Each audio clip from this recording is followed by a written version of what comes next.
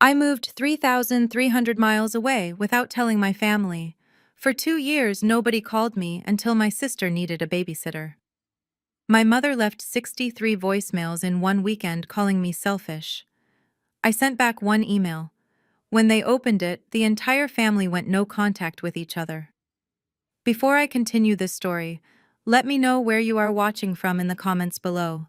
Hit like and subscribe if you have ever had to stand up to toxic relatives who underestimated your worth. My name is Alana, and I am 31 years old.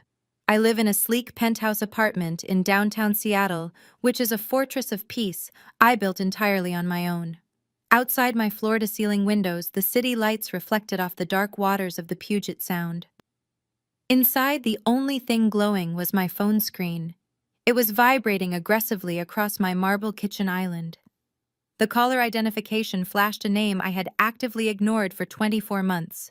Vivian, my mother. I sat on my leather bar stool swirling a glass of expensive red wine and watched the missed call notification join the others. 62 missed calls. 62 frantic digital attempts to drag me back into the emotional quicksand of my family in Miami. I did not pick up the phone. I simply took a slow sip of my wine and waited for the inevitable voicemail notification to pop up. Within seconds it did. Voicemail number 63. I pressed the speaker button and set the phone down on the cool marble. My mother's voice filled my quiet sanctuary, bringing with it the suffocating humidity of my childhood. Her tone was a calculated mixture of heavy church guilt and absolute unearned entitlement. Alana, I do not care what corner of the country you are hiding in, she began, her voice sharp and breathless. Trent and your sister Sydney booked a luxury anniversary trip to the Maldives for next week. Their nanny just quit without notice. You need to buy a ticket and fly down to Miami tonight to watch their 3 children. You have no husband and no real responsibilities. You just sit on a computer all day. Sydney is overwhelmed. Trent works hard to provide for her. Do your duty to this family for once in your life. The voicemail ended with a sharp click. I sat there in the silence that followed, feeling the familiar ghost of a headache forming behind my eyes. Years ago, a message exactly like that would have sent me into an absolute panic.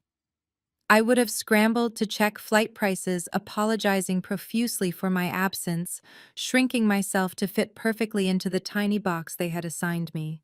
The box labeled free help. The box reserved for the dark-skinned, nerdy sister who was supposed to worship the ground her light-skinned, charismatic sister walked on. But I was not that scared girl anymore. I did not cry. I did not feel a single shred of guilt. What my mother Vivian did not know was that I did not just sit on a computer all day. I was a senior forensic accountant specializing in corporate fraud. I spent my days dismantling multi-million-dollar embezzlement schemes for federal task forces. I ripped apart financial lies for a living. The idea that I would abandon my high-level career to change diapers so my sister could post bikini pictures in the Indian Ocean was genuinely laughable. I picked up my phone and opened the family group chat. It had been completely dormant on my end for 2 whole years. I tapped the keyboard and sent a single word. No.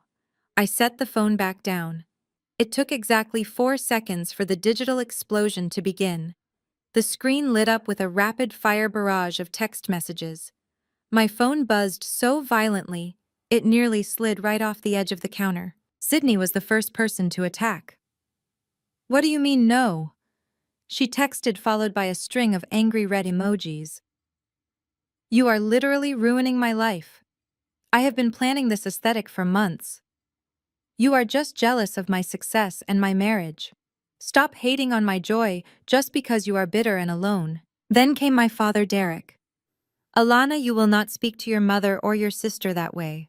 We raised you to support your family. You are being completely unreasonable.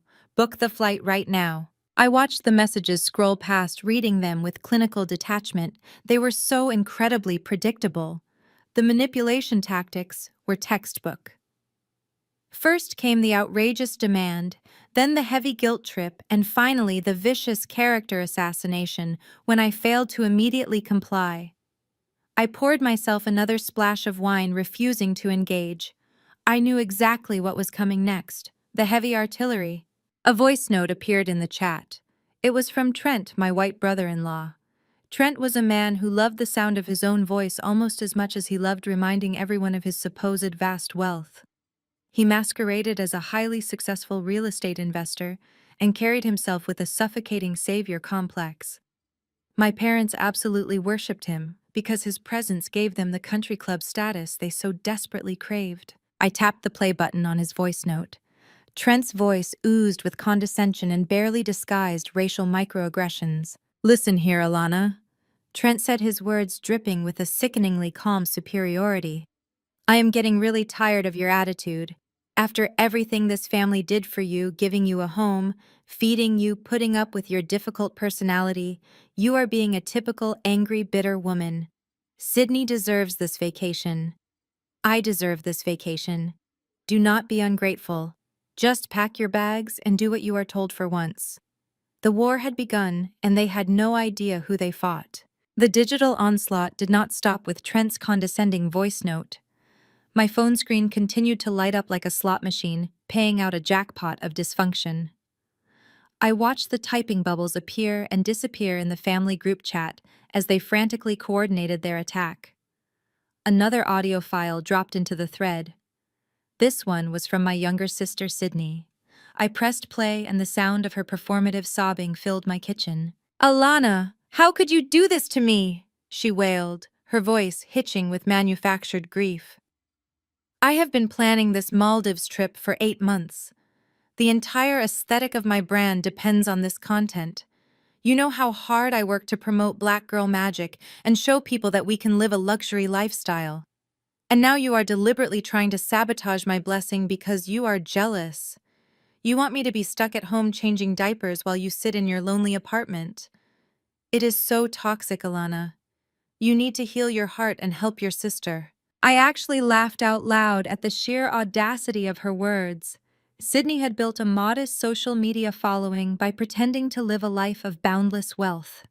She constantly weaponized cultural buzzwords to justify her intense narcissism. To her, my refusal to be an unpaid babysitter across the country was a direct attack on her personal brand. She viewed her children as props for her online image, and viewing me as the hired help was just another way for her to maintain her delusion of grandeur. Before I could even process the absurdity of Sydney's performance, a massive block of text arrived from my father Derek. "You will not disrespect this family." He wrote, his words dripping with the same rigid authority he had used to terrorize us as children. "Your mother asked you for a simple favor, and instead of showing gratitude, you throw a tantrum. Sydney and Trent are doing important things. They represent this family well. You are 31 years old, and what do you have to show for it? No husband, no children, just a stubborn refusal to submit to the natural order of things. You will book the next flight out of Seattle. You will apologize to your mother and your brother-in-law, and you will do exactly what you are told. Do not test me, Alana."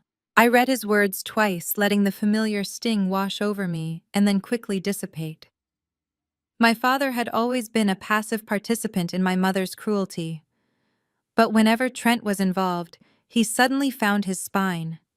He worshipped the ground Trent walked on, treating his white son-in-law like some sort of wealthy savior who had elevated our family status.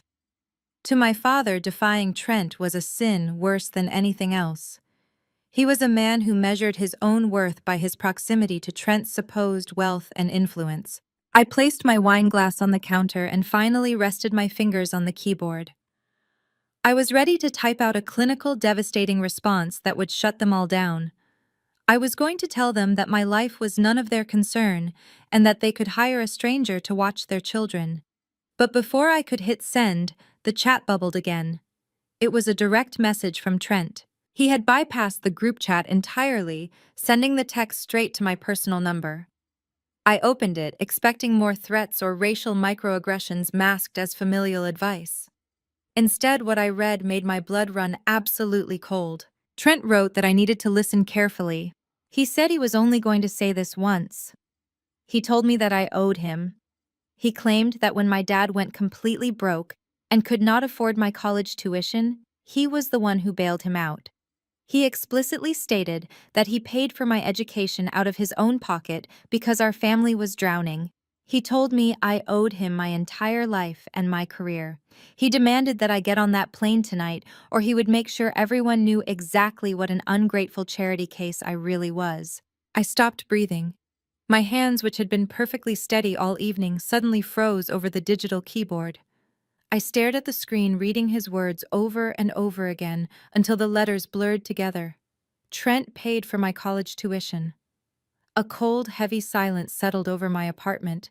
The ambient noise of the Seattle traffic outside seemed to completely vanish. My mind, a highly trained forensic instrument, immediately began pulling up the financial archives of my own life. I went to college on a partial academic scholarship. The rest of it, the remaining $60,000, was entirely funded by predatory student loans that I took out under my own name. I worked 3 jobs during those 4 years. I served tables until 2 in the morning. I tutored freshmen in statistics, and I cleaned the university library on weekends. I lived on instant noodles and sleep deprivation. After I graduated, I lived in a microscopic studio apartment for 5 years, throwing every spare dollar I earned at that debt, until I finally paid it off myself exactly 3 years ago. My parents never gave me a single dime for my education. They told me they could not afford it and that building character through struggle was good for me. So if Trent actually gave my father money to pay for my college tuition, where did that money go? My father had claimed he was broke. He had accepted a massive bailout from his wealthy son-in-law under the explicit guise of paying for my education, but I never saw a penny of it. I thought about the timeline. 10 years ago, my father suddenly bought a brand new luxury vehicle, and my mother started wearing designer clothes to church. They told everyone the manufacturing business had a record quarter. They paraded their new wealth around Miami, while I was 3,000 miles away crying over textbooks because my card declined at the grocery store. The cognitive dissonance was staggering. They had stolen my supposed college fund to finance their lifestyle and allowed Trent to hold that phantom debt over my head for a decade. The forensic accountant inside me woke up, stretching its limbs. The anger I felt moments ago evaporated completely, replaced by a sharp clinical thrill. Liars always make the mistake of talking too much. Trent had just handed me the thread, and all I had to do was pull it. If Trent did not pay my tuition, what did my father do with that bailout money?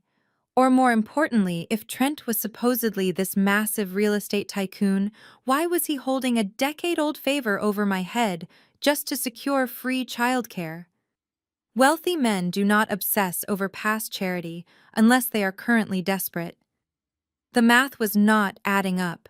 And if there is one thing I know how to do, it is make the math make sense. I cracked my knuckles and adjusted the brightness on my screen. I closed the messaging app. I did not reply to Trent. I did not reply to my father or my mother or my crying sister. Instead, I opened my laptop and pulled up the public financial registry for the state of Florida. It was time to find out exactly who Trent really was and what my family had been hiding for the past 10 years. To understand why the realization of stolen money hit me so hard, you have to understand exactly why I packed a single bag and left Miami 2 years ago. My departure was not a dramatic crying fit or a sudden burst of teenage rebellion. It was a cold calculation born on the most humiliating Thanksgiving of my life. The scene of the crime was Trent and Sydney's massive suburban mansion. It was a sprawling property with a pristine pool and towering white columns that my parents bragged about to anyone who would listen. They constantly claimed Trent bought it in cash because that was the narrative he sold them to maintain his image as a real estate mogul. My mother, Vivian, had invited 40 members of her church congregation to the house that day. She wanted to show off her successful golden daughter and her wealthy white son-in-law to the entire community.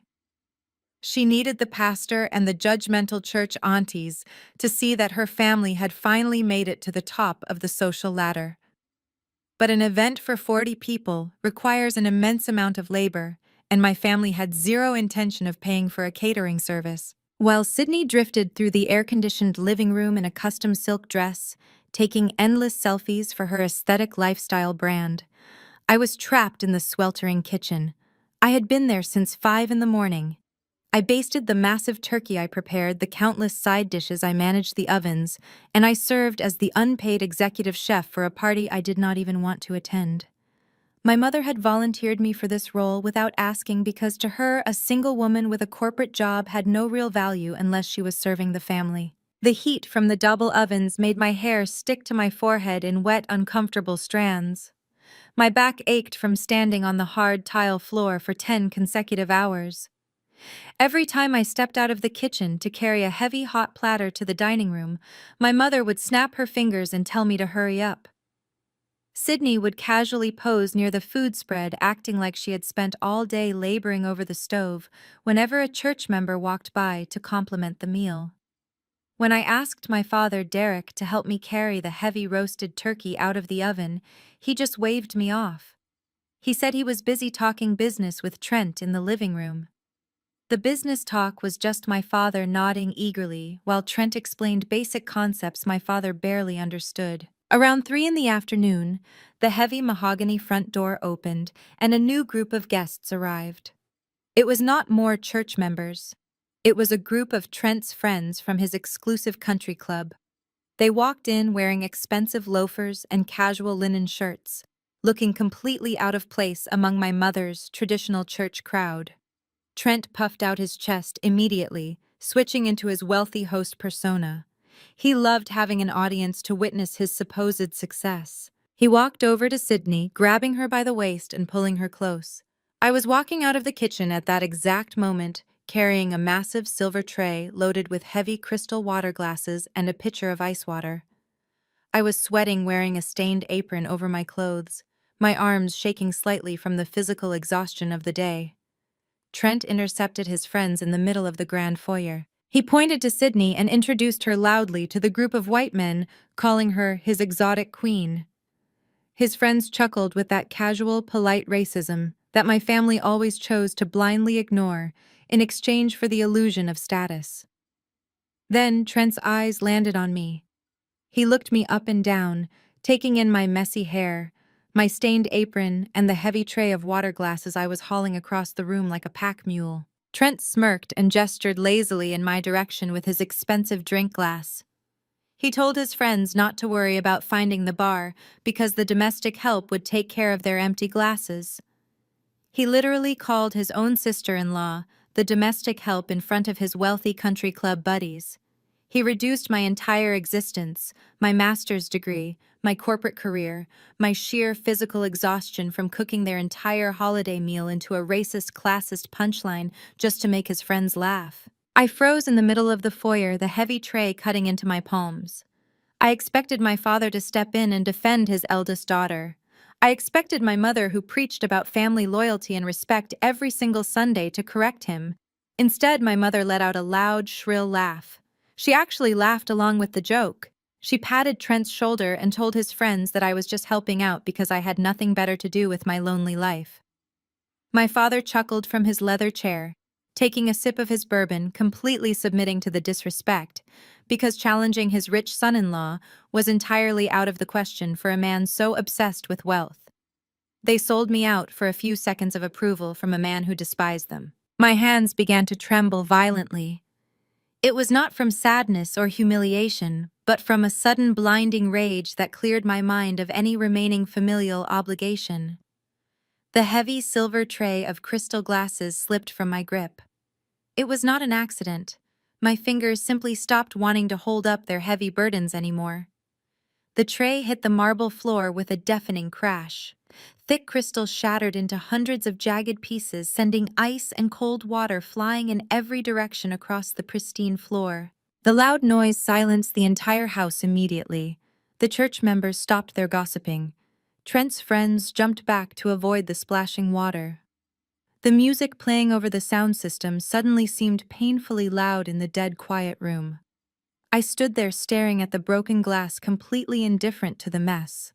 The silence was abruptly broken by the sharp, aggressive clicking of Sydney's expensive heels on the wet marble floor.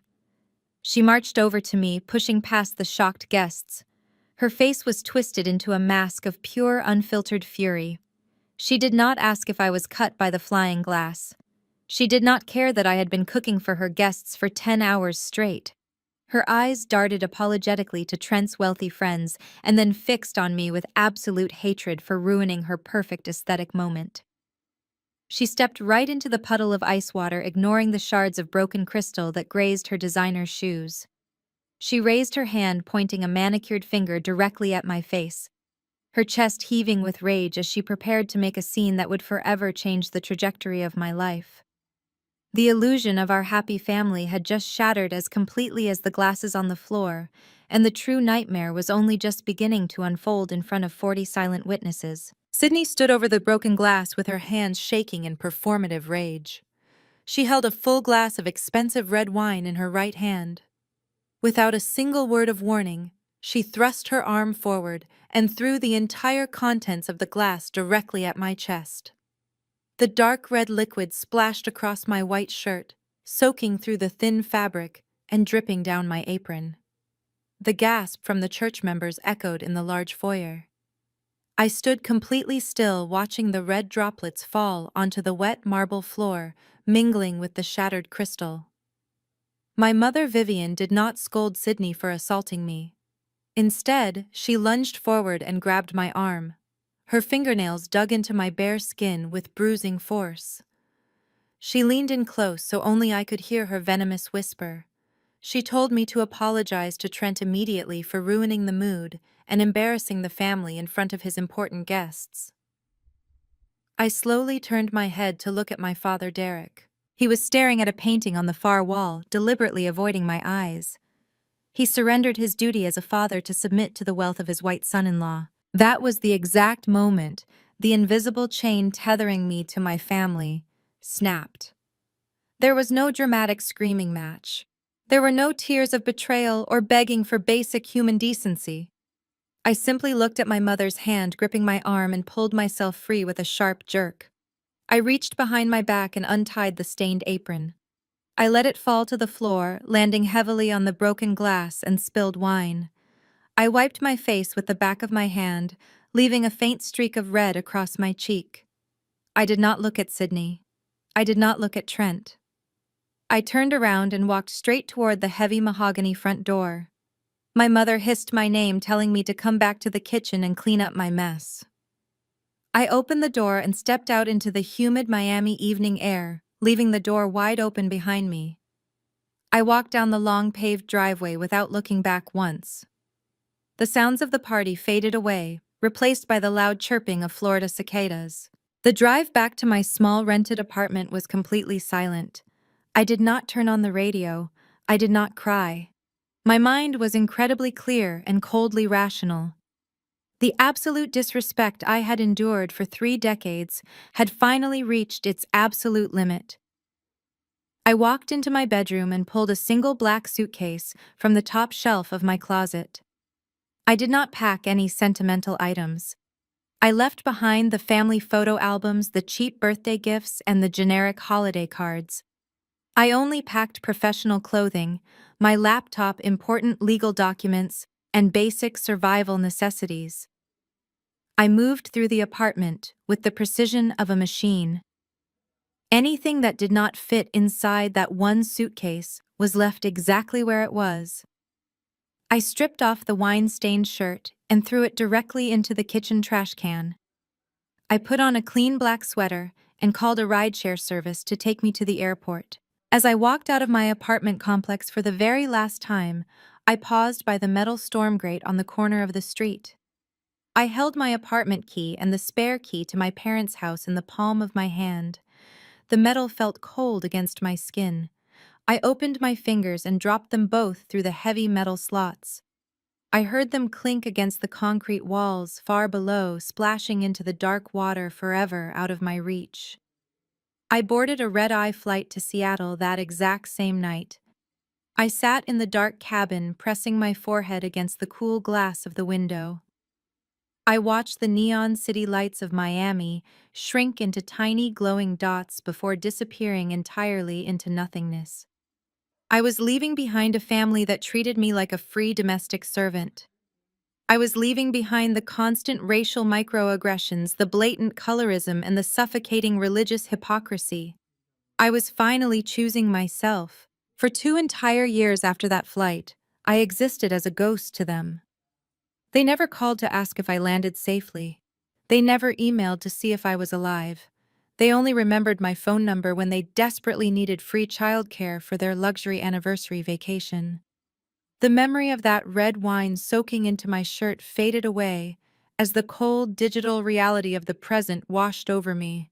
I was sitting in my stunning Seattle penthouse staring at the silent group chat on my glowing phone screen. Trent had just claimed he paid my college tuition when my father went broke. The sheer audacity of his transparent lie was the final nail in their collective coffin. He wanted to play a game of debt and obligation with a woman who mapped financial crimes for a living. I pushed the half-empty wine glass away from me and pulled my heavy silver laptop toward the center of the marble island. The bright screen illuminated my face in the dark, quiet kitchen. I am a senior forensic accountant. I spend my entire professional life hunting down hidden assets, exposing shell companies, and tracking fraudulent wire transfers for federal financial investigations. I know exactly how to make the numbers tell the undeniable truth. If Trent was truly a massive real estate mogul with enough liquid cash to bail out my father 10 years ago, there would absolutely be a digital paper trail. Rich men always leave a trail. It was finally time to find out what my arrogant white brother-in-law really did for a living and where my father's money actually went. The digital hunt for the ultimate truth officially starts right now, tonight. The glow of my laptop screen reflected off the marble island, casting long shadows across my silent Seattle kitchen. I pulled up the official website for the Florida Division of Corporations. My fingers flew across the keyboard with muscle memory that came from years of dismantling corporate fraud. I typed in the name my arrogant brother-in-law used to sign every obnoxious holiday card. I hit enter and waited for the database to populate. If you are going to claim you bailed out a grown man 10 years ago and paid a $60,000 tuition bill out of pocket, you better have the corporate footprint to back it up. Wealthy men always leave a digital trail of their assets. They cannot help themselves. The search results yielded 3 different limited liability companies registered under his name. I clicked on the primary one, the real estate investment group he constantly bragged about at church dinners and country club outings. The company that supposedly funded my sister's pristine suburban life. I pulled up the annual reports and the articles of organization. It took me exactly 4 minutes to realize the entire operation was a ghost town. The principal address was not a sleek downtown office building or even a modest commercial suite. It was a virtual mailbox registered to a rundown strip mall in Boca Raton. I muttered under my breath as I cross-referenced the registered agent. It was just a cheap legal service you can hire online for $50 a month. I dug deeper, accessing the public commercial property records for the entire state of Florida. I ran his name, his aliases, and his business entities through the database looking for deeds, titles, commercial leases, or anything that would indicate he owned the empire he claimed to manage. The system returned 0 active commercial assets. None. He did not own a single apartment complex or commercial plaza. He did not even own a vacant lot. His massive real estate empire was literally just a piece of paper filed with the state to make him look important. He was running a hollow shell company designed entirely for optics. I leaned closer to the screen, my heart beating with that familiar cold rhythm of a hunt. If he had no corporate assets, where was his cash flow coming from to support a family of 5? I switched tabs, opening the Miami-Dade County Public Court records. If a man does not have assets, he usually has liabilities. I searched his name in the civil dockets. The screen flooded with active cases. My eyes widened as I scrolled through the endless list of litigation, dragging my cursor down line after line of financial ruin. There were 3 pending lawsuits from independent contractors claiming breach of contract and unpaid wages for minor house flipping projects that went belly up months ago. He owed roofers and plumbers thousands of dollars that he simply refused to pay. But that was not even the worst of it. I pulled up the financial judgments filed against him by major national credit card companies. He was currently drowning in over $150,000 of unsecured consumer debt. He had maxed out multiple premium credit cards to maintain the illusion of wealth. I opened the individual case files, reading the itemized statements that the banks had submitted to the court as evidence. The designer suits he wore to my parents' church, the leased luxury cars he parked in the driveway, the expensive dinners where he treated me like the domestic help, it was all funded by predatory credit lines that were actively suing him for default. I scrolled through the banking ledgers he had submitted during one of his failed settlement hearings. The sheer volume of his reckless spending was laid out in stark black and white. He was paying minimum balances on high-yield accounts just to keep the creditors at bay for another 30 days. He was taking out new personal loans just to pay off the interest on the old ones. It was a classic debt spiral. The man who loved to lecture me about hard work and responsibility was a financial fraud.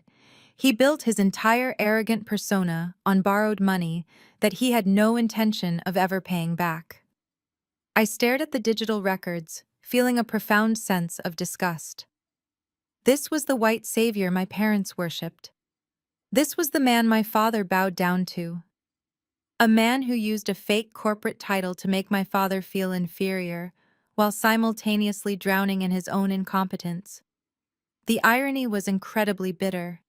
They treated me like an outcast because I chose to work hard and pay my own bills while they rolled out the red carpet for a con artist who was essentially stealing a living. I sat back on my bar stool and took a slow breath of the cool Seattle air. The math was screaming at me. It was entirely incompatible with reality. My sister wore custom gowns that cost $2,000. She threw massive catered parties just for social media content. Their upcoming anniversary trip to the Maldives would easily cost $20,000 or $30,000 just for the first-class flights and the overwater bungalow.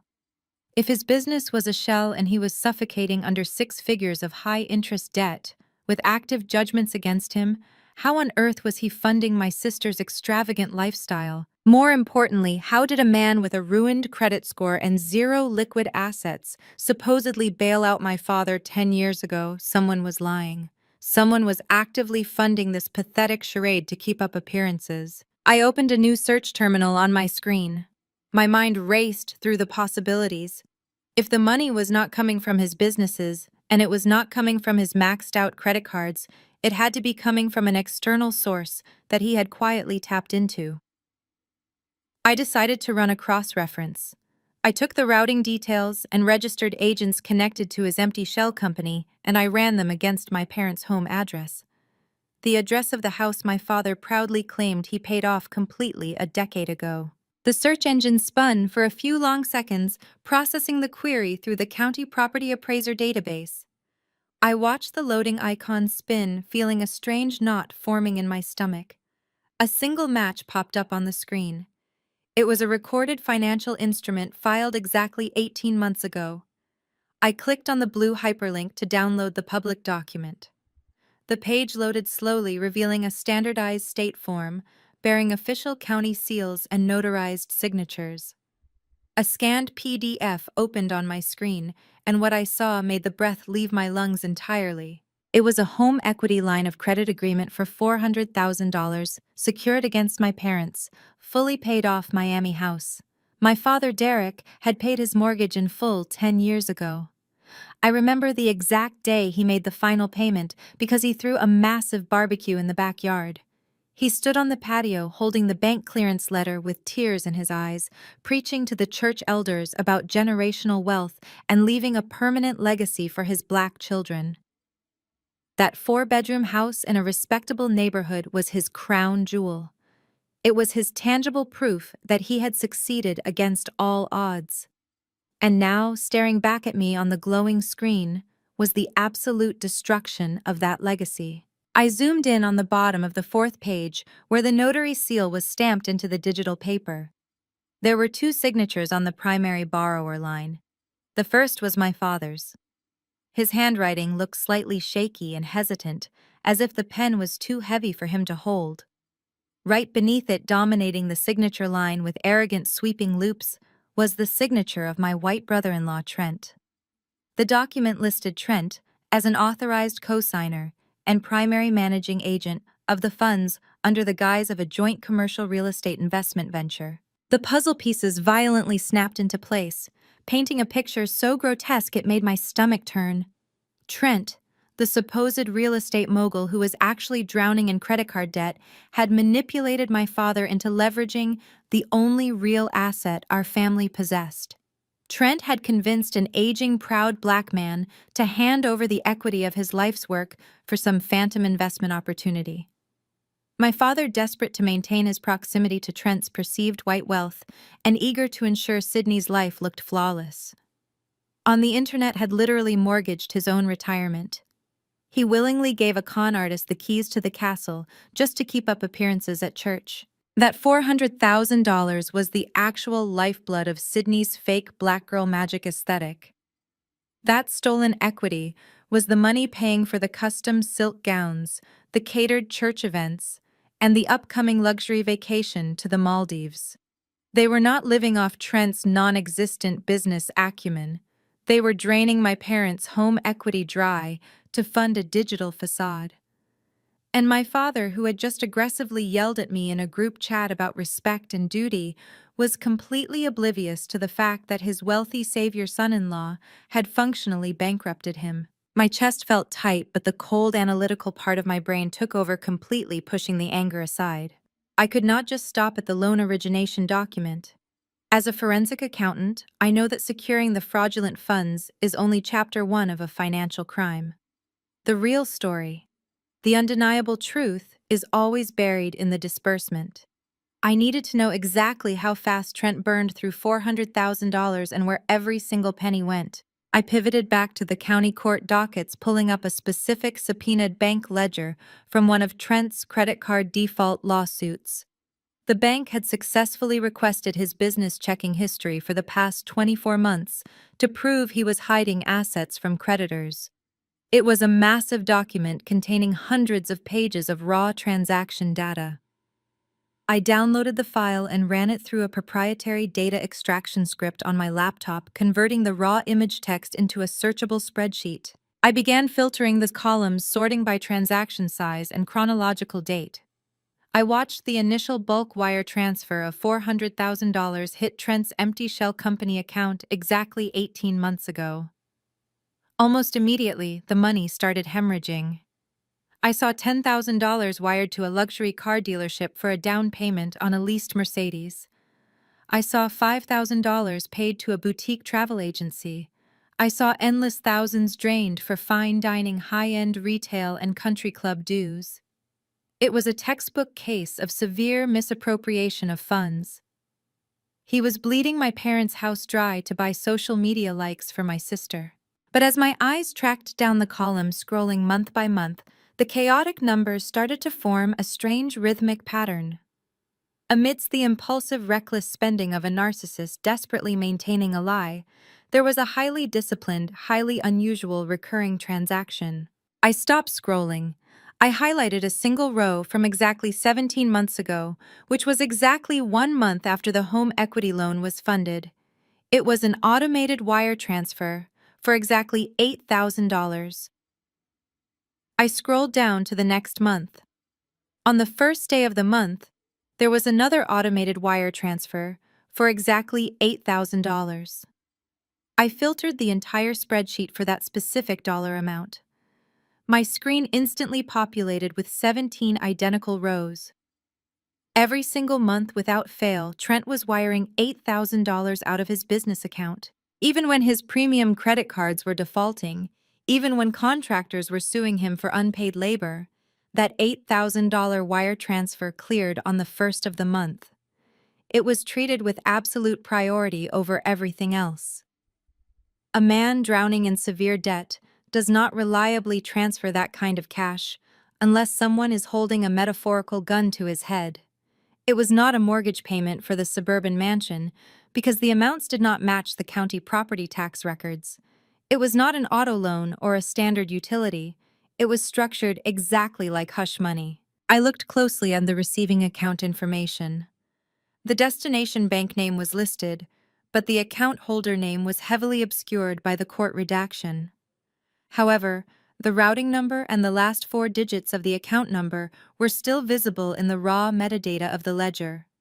My fingers hovered over the keyboard as I copied the routing number and ran a reverse trace through an institutional clearinghouse database I used for corporate audits. The digital mask peeled away and the actual registered name of the receiving account flashed onto my screen in bright green letters. It read, Vivian Grace Ministries.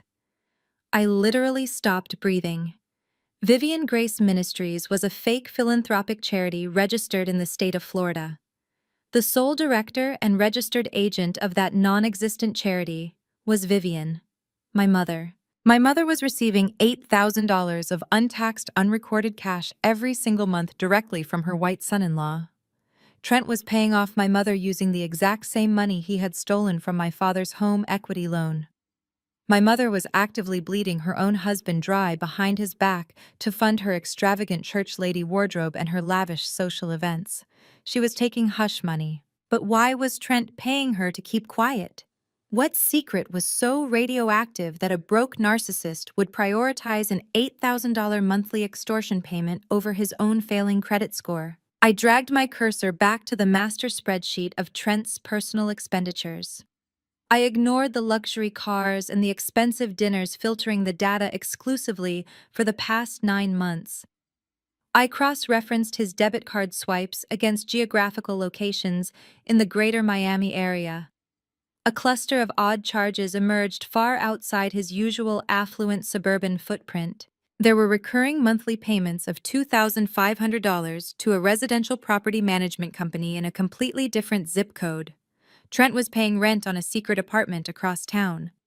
I dug deeper, scrutinizing his individual point-of-sale transactions near that specific zip code. My eyes widened as the ugly truth began to construct itself on my screen line by line. There were multiple charges to a specialized medical clinic. There were massive receipts from a high-end baby boutique for a crib, a stroller, and expensive infant clothing. There were frequent payments to a maternity wellness spa. My sister Sydney was not pregnant. She had been complaining in the family group chat just last week about her strict diet to maintain her influencer waistline. I stared at the screen, the cold air of my Seattle apartment washing over me. Trent had a secret apartment across town. Trent was paying for prenatal care and baby furniture. Sydney was not pregnant. So who was?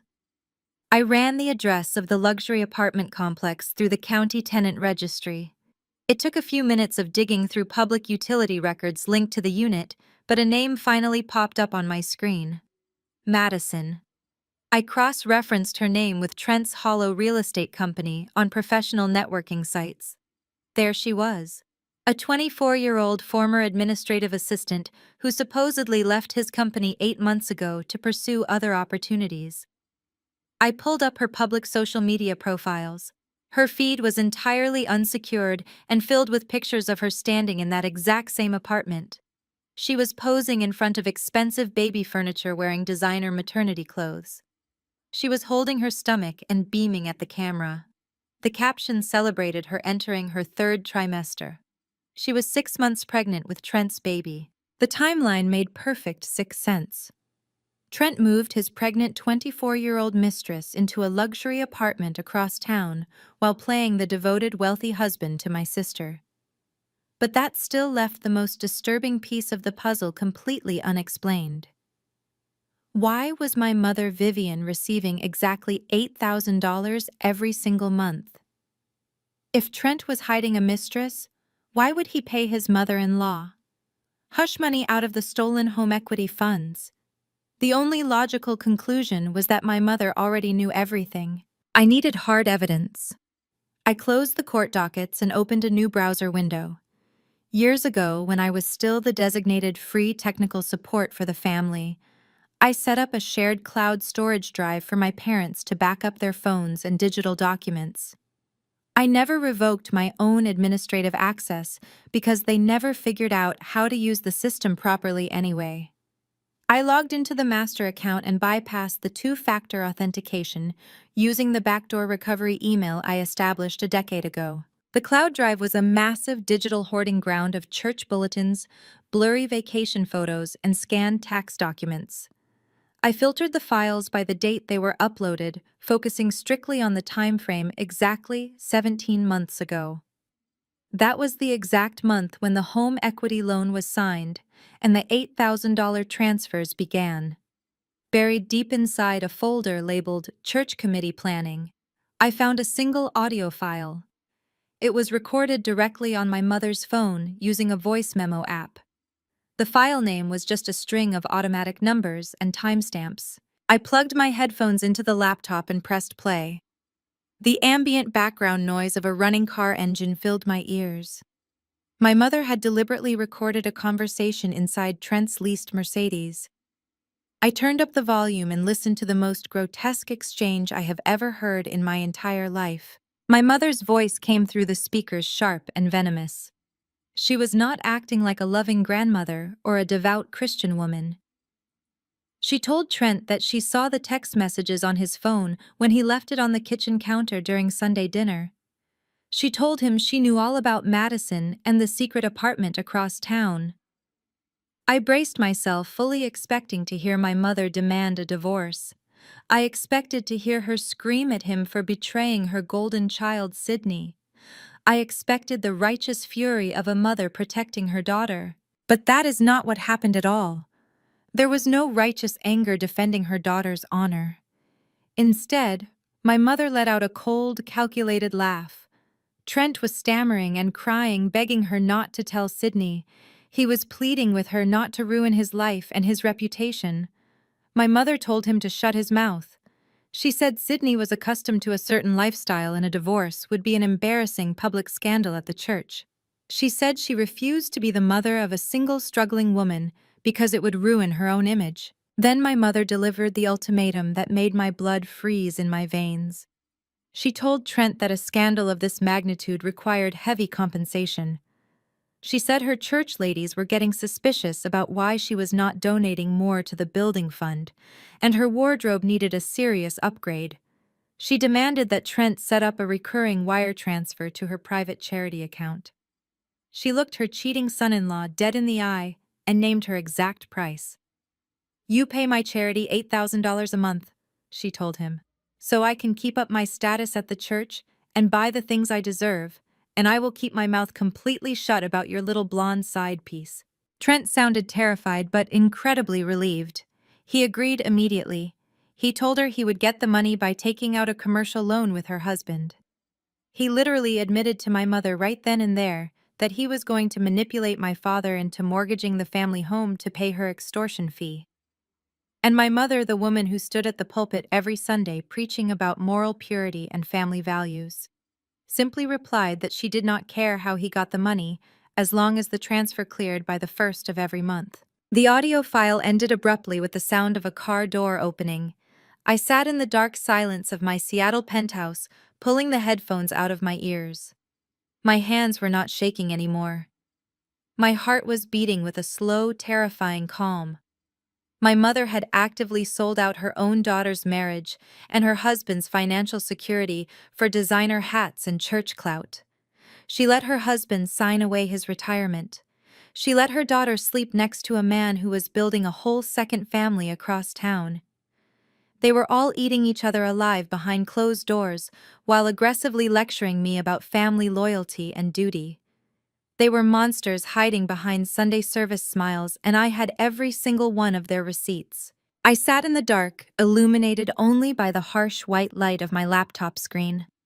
The audio file had finished playing, but the sound of my mother's extortion still echoed in my quiet apartment. I opened a secure folder on my desktop and began the clinical process of assembling the execution block. I took the downloaded home equity line of credit document bearing my father's signature and Trent's fraudulent cosign. I merged it with the spreadsheet showing the $400,000 bleeding out into luxury car leases and country club dues. I saved the merged file as a PDF. I named it Derek Reverse Mortgage Fraud. Next, I took the lease agreement for the luxury apartment across town, the maternity clinic receipts, and the screenshots of the 24-year-old mistress's public social media profile holding her 6-month pregnant stomach. I bundled them together and saved the second PDF, naming it Trent Lease and Paternity Bills. Finally, I took the bank ledger showing the recurring $8,000 hush money payments and attached the audio file of my mother demanding her church fashion allowance in exchange for hiding the affair.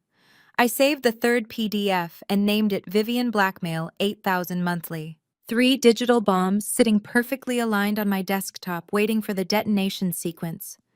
Just as I closed the file folders, my phone began to vibrate against the marble counter. The caller ID flashed my father's name. I stared at it for a long moment, letting it vibrate. Derek had not called me directly in over 2 years.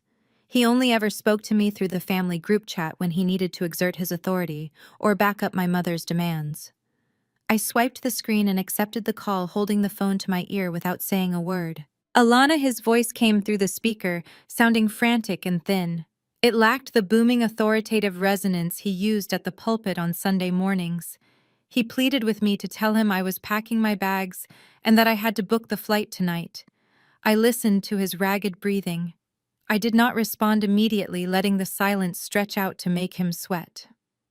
"Dad," I said, keeping my voice perfectly flat. "Why are you calling me?" He let out a heavy sigh of sheer panic. He told me that Trent was furious. He said Trent was pacing the living room, claiming that I was deliberately trying to humiliate Sydney. Then my father dropped the piece of information that sealed his own fate. He told me that if I did not get on that plane and watch the kids, Trent was going to cut off his quarterly investment dividends. My grip tightened on the phone. The investment dividends. The absolute cruel genius of Trent's manipulation made me sick to my stomach. My father actually believed that the $400,000 he signed away was generating passive income in a commercial real estate venture. Trent had been paying my father tiny fractions of his own stolen home equity back to him and calling them dividends just to keep the old man completely compliant and submissive. And now Trent was weaponizing my father's own stolen money to force me into being an unpaid babysitter. My father was begging me to sacrifice my career to protect an investment that did not even exist anymore. He was completely clueless that his money had already been spent on a leased Mercedes and a pregnant 24-year-old mistress. "Dad?" I asked softly, playing the part of the confused daughter. "What dividends are you talking about?" He quickly hushed me, whispering into the receiver that it was private family business. He claimed Trent was generous enough to let him buy into a massive commercial project. He said it was the legacy he was leaving for me and Sydney. He warned me that if I did not come home and help my sister, Trent would freeze the payouts and he would lose everything he had worked for. He told me I had to do this for him because I owed this family. I closed my eyes and let out a slow, steady breath. My father was trading my dignity to save a ghost. He was willing to let Trent degrade me and treat me like domestic help just to protect his imaginary wealth. There was no saving him. There was only exposing the truth. I opened my eyes and stared at the 3 PDF files resting on my desktop. I shifted my tone completely, adopting the soft, apologetic cadence of a defeated daughter. I told him he was right. I made my voice tremble just slightly for effect, saying I was sorry for being selfish and not thinking about the bigger picture. I said family is everything, and I would do it. I promised I would watch the kids so they could go to the Maldives. I heard my father let out a massive sigh of relief on the other end of the line. He thanked God, his voice regaining a fraction of its usual arrogance. He said he knew I would finally see reason and do what was right. He added that Trent was going to be very pleased to hear this. "But there is one problem, Dad." I continued smoothly, injecting a note of corporate panic into my voice. I explained that my accounting firm was in the middle of a massive federal audit. I told him my partners would not let me take emergency personal leave just based on an email. I lied flawlessly, explaining that human resources required absolute proof of a family emergency before they would authorize my absence and release me from my current contracts. My father grumbled, clearly annoyed by the inconvenience, asking what kind of proof they needed. I smiled in the dark. I told him they needed to verify the family emergency directly with my immediate relatives. I said my corporate director needed to see that my parents and my sister were facing a legitimate crisis that required my physical presence in Miami. I told him they wanted a mandatory video conference with everyone involved. A video conference, my father repeated, sounding exasperated. He complained that they were very busy preparing for the trip that Sydney was packing, and Trent was stressed. He called it ridiculous corporate overreach. I know, Dad, I said, playing the victim perfectly, but if I just leave without their approval, they will terminate my position. I told him I would lose my job and my apartment. I just asked everyone to log onto a Zoom call for 5 minutes tonight.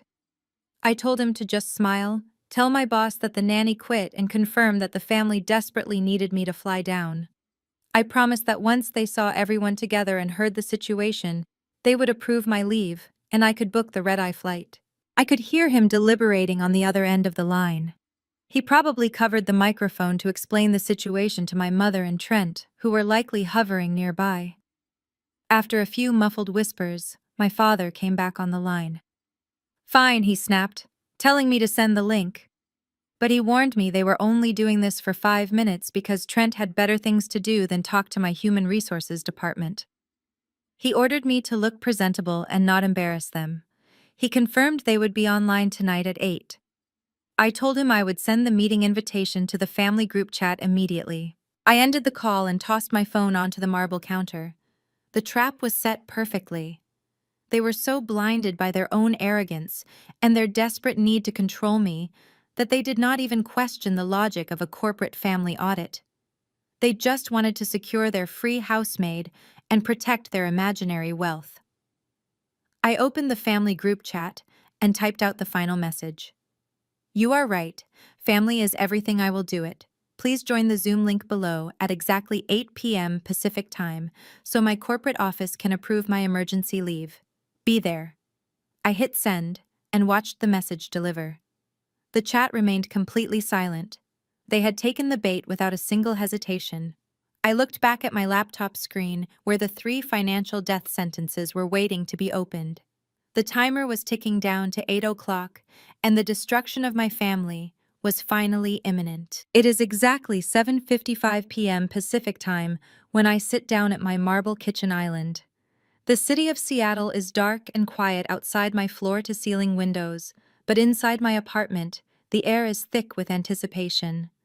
I open my secure corporate email client and create a new message, carefully typing in the addresses for my father, my mother, my sister, and my brother-in-law. I take a slow breath and attach the 3 PDF files I meticulously compiled over the last few hours. The first file is named Derek Reverse Mortgage Fraud. The second is Trent Lease and Paternity Bills. The third is Vivian Blackmail, 8,000 monthly. There is no subject line. There is no polite greeting in the body of the text. There are just 3 loaded weapons waiting to be fired. I navigate to the scheduling tool on my email server and set the delivery timer for exactly 8:05 p.m. I click the Schedule Send button, watching the digital confirmation flash across my screen. The guillotine is primed and the rope is in my hands. At exactly 8 p.m., I open the Zoom application and click Start Meeting. The black screen flashes for a fraction of a second before the connection establishes over the thousands of miles between us. 4 rectangular video feeds immediately merge into one large wide shot. My family is sitting together in the expansive living room of the Miami suburban mansion. The very same house my father proudly thinks he owns free and clear, but is actually drowning in Trent's hidden debt. They have arranged themselves perfectly for the camera, like a promotional photo for a toxic reality television show. They are all gathered around an expensive white leather sectional sofa. My mother Vivian is wearing a crisp church-appropriate blouse, her hair perfectly styled, holding a crystal flute of cheap champagne. My father Derek is sitting rigid next to her, trying desperately to look like the authoritative patriarch of a wealthy family. Sydney is lounging lazily against Trent, wearing a designer silk robe that she definitely bought with my father's stolen retirement equity. Trent is sitting in the center with his legs spread wide, asserting his dominance over the room. He rests his arm casually across the back of the sofa, holding a highball glass of dark amber liquor. They look like the perfect affluent American family ready to grant an audience to their struggling inferior relative. They are already smiling. They are already gloating. There is no human resources director on the call tonight. I say, my voice perfectly flat, playing the part of the compliant broken daughter one last time. I tell them my corporate office decided a direct family confirmation was not necessary after all, and that they approved my emergency leave based on my word alone. I tell them I am preparing to book the red-eye flight to Miami. Trent takes a slow, deliberate sip of his drink and smirks directly at the camera lens. "Glad you finally learned your place, Alana," he says, his words dripping with that familiar, suffocating, arrogant superiority. He tells me it is about time I stopped being so incredibly difficult and started contributing to the people who took care of me all these years.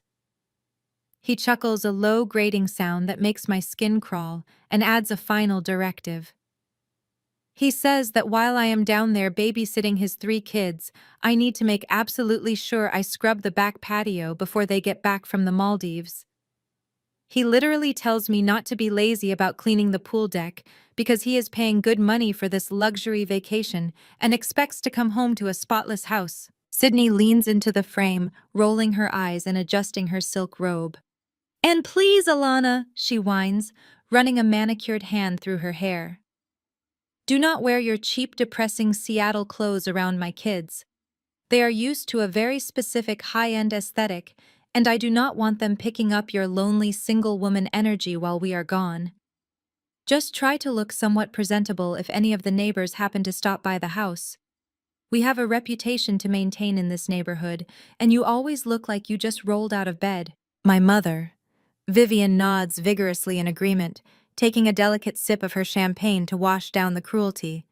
She tells me I should be thanking God on my knees that Trent is generous enough to let me stay in his beautiful suburban home.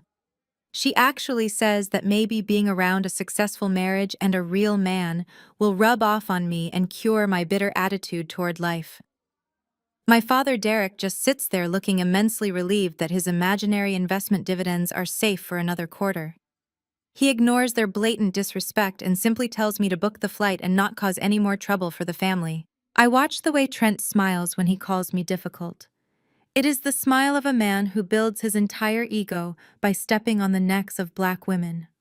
He views me as nothing more than a tool to be used and discarded. He truly believes his whiteness and his fake money grant him supreme authority over my time and my dignity.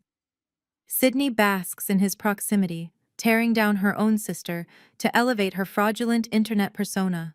She thinks her proximity to him shields her from reality. Vivian hides behind her church attendance, using religion as a weapon to enforce compliance while completely ignoring the active rotting decay of her own family. And Derek sacrifices his oldest daughter to protect his own fragile pride. They are a perfect ecosystem of toxicity, and I am about to introduce a lethal virus into their environment. I sit in my penthouse 3,300 miles away, watching them perform this pathetic, disgusting charade. They are so incredibly arrogant, so utterly blinded by their own narcissism and fake wealth, that they cannot see the trap closing tightly around their throats. They truly think they have won. They think they have successfully bullied the dark-skinned, nerdy sister into submission once again. They think they are completely untouchable in their suburban fortress. I do not argue with them. I do not raise my voice to defend my wardrobe or demand basic human respect. I simply reach for my glass of expensive red wine and take a slow, deliberate sip. The taste is rich and complex, a perfect contrast to the cheap garbage they are spewing through the screen. I do not break eye contact with the camera. I watch the digital clock in the corner of my laptop menu bar. It flips silently from 8:04 to 8:05. Exactly on cue, a synchronized sharp chiming sound echoes loudly through the Zoom audio feed. It is the unmistakable sound of 4 different smartphones receiving a high-priority email notification at the exact same millisecond. Trent's phone buzzes aggressively on the glass coffee table. Sydney's phone lights up brightly in her lap. My mother's phone dings sharply from inside her designer purse. My father's phone vibrates heavily in his shirt pocket. The living room goes dead quiet as they all instinctively reach for their devices, annoyed by the sudden digital interruption to their gloating session. I set my wine glass down heavily on the marble island and lean forward into the camera lens. I let the cold, dead expression on my face communicate the absolute end of their reign. I just sent you guys my travel itinerary, I say, my voice dropping to a low, icy register that cuts right through the digital connection. Open the email. The room on the screen goes silent as they tap their screens. Their smug expressions morph into confusion. My father, Derek, squints at his phone, pulling reading glasses from his pocket. He taps the first attachment labeled Derek Reverse Mortgage Fraud. I watch the smartphone screen reflect off his face as the PDF file loads. When his eyes focus on the bold county seals and the massive numerical figures at the top of the document, the atmosphere in the living room shifts. I watch the exact moment my father's heart drops. His deep brown skin turns an ashen gray. His shoulders cave inward. His hand shakes so violently the phone nearly slips from his grasp. He reads the notarized home equity line of credit agreement. He looks at his own signature right next to the signature of his beloved white son-in-law.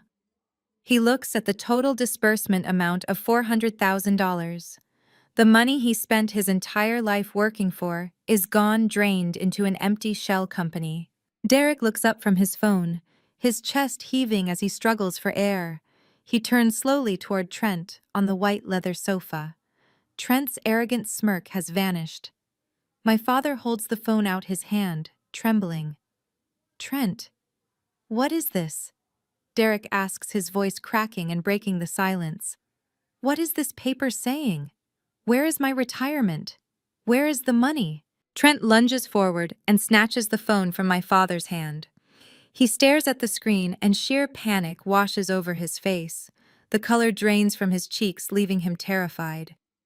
The fake real estate mogul is a cornered rat caught in a trap he cannot buy his way out of. He throws the phone down onto the glass coffee table like it is burning his skin. "It is a fake document!" Trent yells, his voice pitching up into a frantic squeak. He points an accusatory finger directly at the webcam. "She is lying, Derek. She fabricated the whole thing. Alana is a psychotic hacker trying to destroy this family because she is jealous of what we have. Do not listen to a word she says. She altered numbers to make me look bad because she hates my success, and she is a lonely, bitter woman." My mother. Vivian gasps, clutching the expensive jewelry around her neck bought with stolen money. She looks at me through the screen with absolute venom.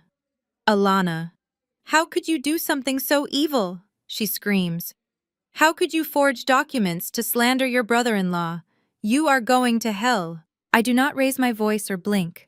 I copy the direct link to the Miami-Dade County Public Records portal and paste it into the Zoom chat box. I hit send and a notification bell chimes on their end. I lean closer to the camera. "That is the link to the official county clerk website." I say, my voice perfectly steady and flat. I also dropped the physical address of the Public Records Office on Flagler Street in downtown Miami. You can drive down there tomorrow morning when they open at 8 a.m. Derek. You can walk right up to the clerk and request the deed history for your own house. They will hand you the exact same document with the exact same county seal and signatures. It is not a trick, Trent. It is a federal crime, and you left a paper trail. Derek looks at the chat box, then looks back at Trent. His breathing is rapid. "You told me it was a joint commercial investment." Derek whispers, his voice broken. "You told me the money was growing. You told me I was securing a legacy for my daughters. You stole my house, Trent. You stole my house." Trent is sweating now. Beads of perspiration form on his forehead. He stands up, pacing back and forth, waving his hands frantically. "Derek, you have to listen to me," he stammers, trying desperately to deploy his gaslighting tactics. "The market is just experiencing a temporary downturn. The funds are tied up in escrow. It is a complex real estate maneuver that you do not understand because you are not in the business. Alana is just a malicious idiot pulling out of context paperwork to cause drama. Suddenly, Sydney jumps up from the sofa. She inserts herself between Trent and the camera, shielding her husband with her body. She glares into the lens, her face twisted into a mask of pure rage. She is entirely unwilling to accept that her luxury lifestyle is funded by her father's stolen retirement. She refuses to believe her perfect white husband is a broke fraud. "You are a toxic, jealous hater," Alana Sydney screams, her voice piercing. "You have always been obsessed with ruining my life. Trent is a genius. He is building an empire for us, and you are trying to ruin his business because you are a miserable failure. You cannot stand to see my black girl magic shining. You cannot stand that I have a rich husband who treats me like a queen while you are rotting alone in Seattle. You are dead to me, Alana. Do you hear me? You are dead to me." I watch my sister scream at me, defending the very man who is actively destroying her entire existence. I watch her desperately cling to the illusion of wealth, even as the truth is staring her right in the face. I do not feel anger toward her anymore. I only feel a profound clinical satisfaction. The first bomb has detonated, perfectly shattering the foundation of their fraudulent reality.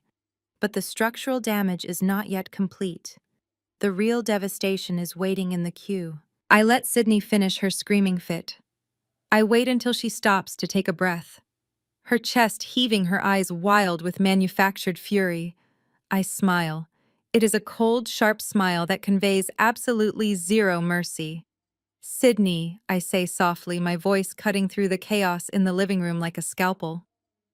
"Open file number 2. Sydney hesitates for a fraction of a second, but her fingers betray her.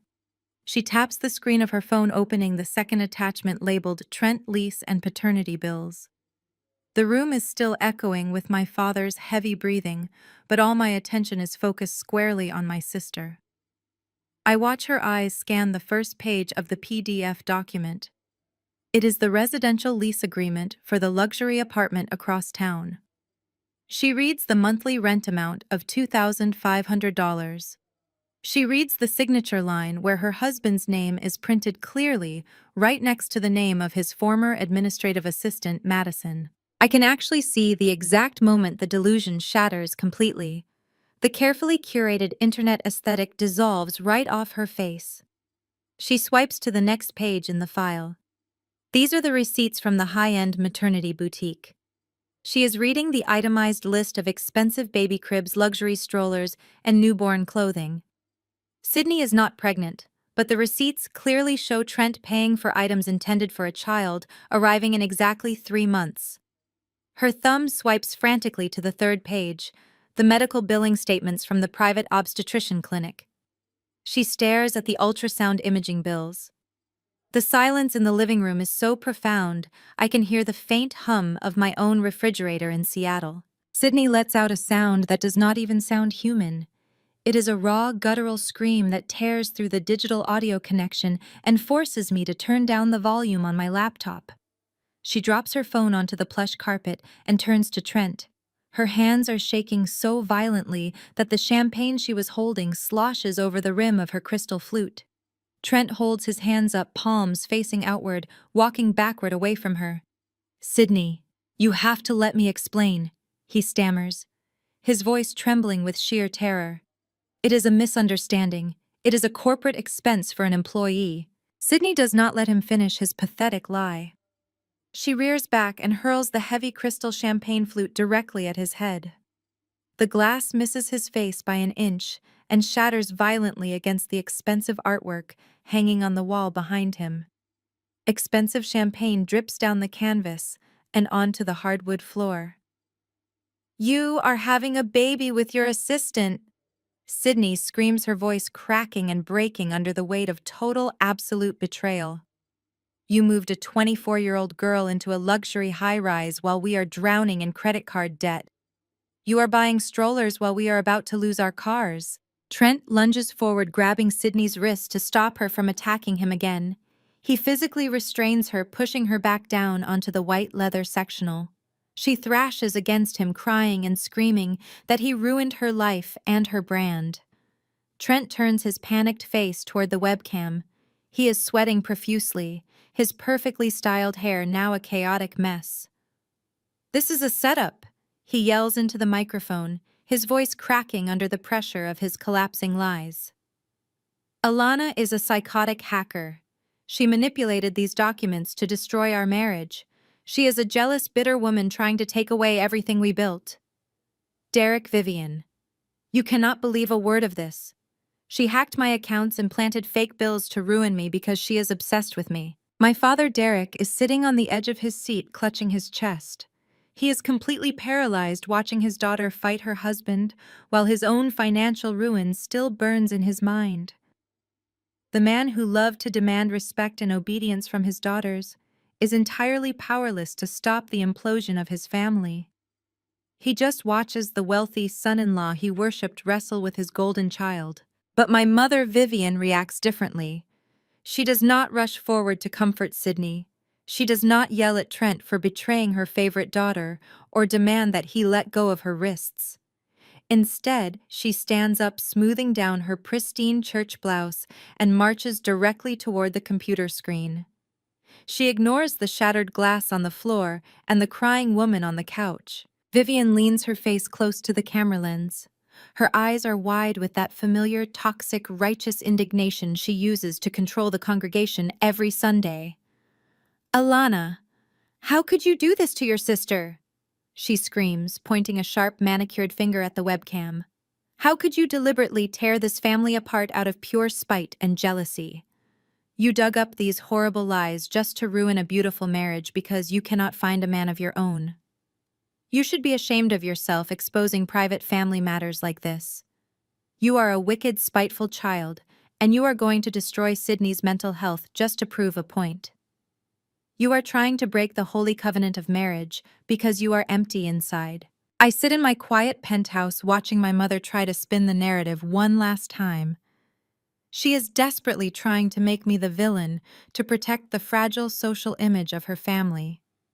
She is weaponizing her maternal guilt, hoping I will break down, apologize, and log off the call. She wants to sweep Trent's infidelity under the rug, just to keep the suburban mansion and the country club status intact. But I do not flinch. I do not raise my voice or show a single ounce of remorse or hesitation. I sip my wine and set the glass down gently on the marble counter. I lean forward, resting my elbows on the island, my eyes locking directly onto Vivian's through the digital feed. I let a cold, empty smile touch the corners of my mouth. I watch her righteous anger falter slightly under my dead steady stare.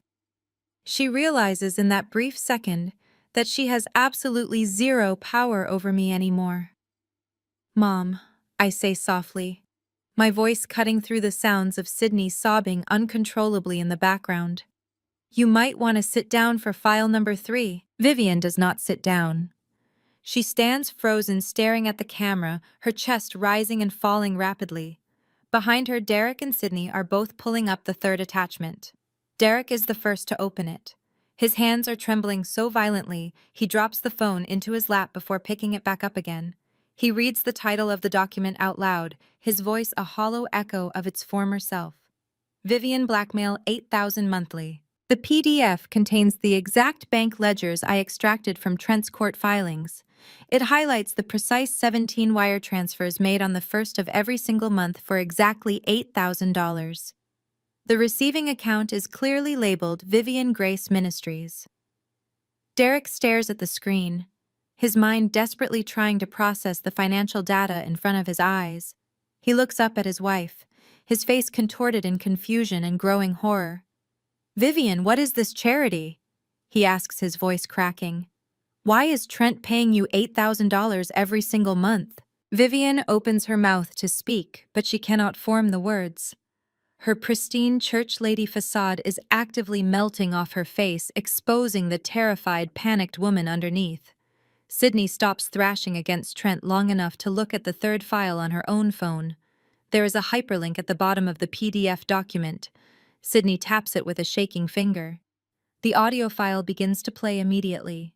She has her phone volume turned all the way up, and the sound of my mother's recorded voice suddenly fills the chaotic Miami living room, cutting through the heavy breathing and the tension. The recording is crystal clear. The ambient noise of Trent's leased Mercedes plays through the phone speakers, followed immediately by Vivian's sharp, venomous voice. Everyone in the room freezes completely. Sydney and Trent stop fighting. Derek stops breathing. They all listen as Vivian calmly tells Trent that she saw the text messages from Madison on his phone. They listen in absolute silence as she admits she knows all about the 24-year-old mistress and the secret luxury apartment across town. Sydney lets out a small whimpering gasp, covering her mouth with her hand, but she does not look away from her mother. Then, the audio reaches the brutal negotiation. My mother's recorded voice echoes through the silent room, demanding her compensation. You pay my charity $8,000 a month so I can keep up my status at the church and buy the things I deserve, and I will keep my mouth completely shut about your little blonde side piece. The recording captures Trent's terrified voice agreeing to the terms and explicitly stating he will manipulate Derek into mortgaging the family home to get the cash to pay her. The file ends with Vivian coldly stating she does not care how he gets the money as long as the check clears by the first of the month. The audio file stops playing. The living room is dead silent for exactly 3 seconds. Sydney slowly lowers her phone. She turns her head to look at her mother. All the manufactured anger toward me, the desperate defense of her husband, the carefully curated internet aesthetic, it all burns to ash in the span of 5 seconds. My mother sold out her golden child's marriage for designer hats and church clout. Sydney steps away from Trent, walking slowly toward Vivian. You knew, Sydney, whispers her voice breaking into 1,000 jagged pieces. You knew he was cheating on me with a pregnant girl, and you let me sleep next to him just so you could buy new dresses for Sunday service. Derek stands up from the white leather sectional. His knees are shaking so badly he can barely support his own weight. He looks at Vivian, the woman he has been married to for over 30 years. He realizes the full scope of the devastation. His wife allowed his wealthy savior son-in-law to completely bankrupt him, to steal the equity of his fully paid-off house just so she could extort hush money. Vivian threw her own husband into financial ruin to protect a fraudulent charity account. Derek lunges forward, grabbing a heavy crystal vase from the side table and hurls it across the room. It smashes into the wall, shattering into dust. You let him steal my house! Vivian Derek screams, his voice tearing through his throat. You let him destroy my legacy for some damn hats. Vivian starts backing away, her hands raised defensively. She stammers, trying to invent a lie, trying to say she was protecting the family image, trying to say a divorce would have ruined them at the church. But nobody is listening to her anymore. Sydney lets out a blood-curdling scream and launches herself directly at her mother. She grabs Vivian by the collar of her expensive blouse, tearing the fabric as they crash into the glass coffee table. The table shatters under their weight, sending shards of glass flying across the plush carpet. Trent tries to run toward the front door to escape the violence, but Derek intercepts him, grabbing him by the collar of his designer polo shirt and shoving him violently against the wall. The living room descends into absolute visceral chaos. It is a war zone of their own making. They are screaming, crying, tearing each other apart like starved wolves fighting over the last scrap of meat. The illusion of their perfect affluent suburban life is entirely eradicated. The white savior is pinned against the wall by the man he defrauded. The golden child is violently attacking the mother who sold her out for status. The matriarch who demanded respect and obedience is shrieking on a floor covered in broken glass and spilled champagne. I sit comfortably in my Seattle penthouse thousands of miles away, completely untouched by the carnage. I lean back in my leather bar stool, resting my hands on the cool marble island. The glow of the laptop screen illuminates my face in the dark kitchen. I do not feel a single ounce of guilt or sadness. I do not shed a tear for the family I just annihilated. I watch the chaotic video feed on my screen like a general surveying a conquered battlefield. Every single microaggression, every time they treated me like a free domestic servant, every time they minimized my accomplishments to elevate their fake empire, it has all been paid back in full with brutal, unyielding interest. The absolute chaos in the Miami living room reaches a fever pitch. My father, Derek, is still pinning Trent against the wall, his hands gripping the collar of Trent's expensive polo shirt. Sydney is on the floor sobbing amidst the shattered glass of the coffee table, completely broken by the revelation of her husband's pregnant mistress. My mother, Vivian, is backed into a corner, her church lady facade entirely stripped away, exposing the terrified extortionist underneath. They are all screaming at each other, their voices overlapping into a deafening roar of mutual destruction. Suddenly, Trent manages to shove my father backward. Derek stumbles slightly, giving Trent the space he needs to break free. Trent does not run for the door. Instead, his face contorted with sheer desperation and rage. He lunges directly toward the webcam. He leans so close to the lens that his flushed, sweating face fills my entire laptop screen. He points a shaking finger directly at me, his eyes wild with the manic panic of a cornered fraud. "I am going to sue you for everything you have," Trent screams, his voice cracking under the strain. His spittle hits the camera lens on his end. "I am going to destroy your life, Alana. You hacked my private accounts. You stole confidential documents. I will hire the best lawyers in the country, and I will drag you into federal court. You are going to prison for cybercrimes, and I'm going to take every single penny you own. You ruined my marriage. You ruined my business. You are a dead woman." I sit perfectly still in my Seattle penthouse, letting his empty threats wash over me. I do not blink. I do not break eye contact with the camera.